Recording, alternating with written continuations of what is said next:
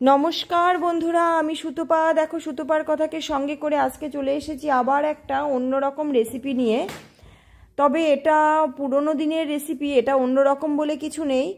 एटा एक एकजन आर एक एक रकम करे रान्ना करे। एटा हच्छे आमार मायेर हातेर रेसिपि। आमार मा एटा रान्ना करेছে, आमी शुधु तोमादेर साथे शेयार करेছি আর কিচ্ছু না। এর জন্য দেখো মা কি কি করেছে। 1.5 টেবিল চামচ মতন সাদা সরষে নিয়েছে, 1 টেবিল চামচ মতন পোস্ত নিয়েছে। এবার এই দুটোকে পেস্ট করে নেবে। আর এদিকে মাছটা সাইজে বেশ বড় ছিল, মাছটাকে এরকম করে কেটে নিয়েছে। মাছের তো পেট ভর্তি ডিম দেখতেই পাচ্ছ।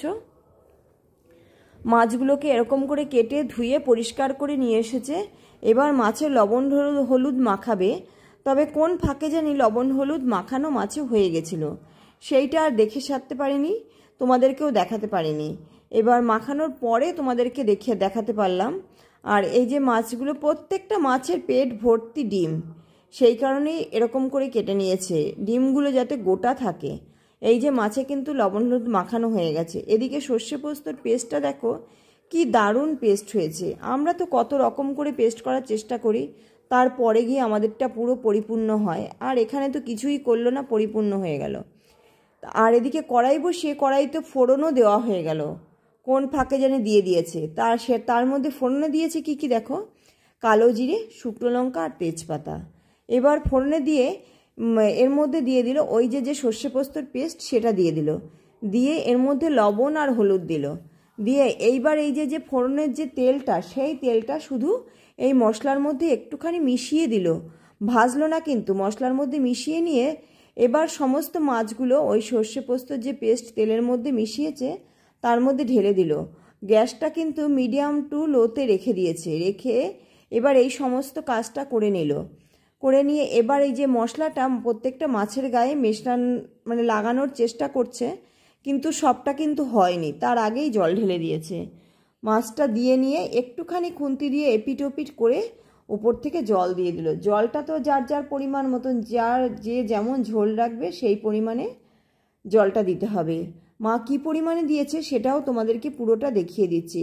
আর এই যে এই পরিমাণে দেওয়ার পরেও ঝোলটা তো একটু তো ফুটেছে, ফুটে বেশ খানিকটা কমেছে। একটু না ফুটলে দেখবে যে কোনো জিনিস ফুটলে বেশ টেস্ট হয়।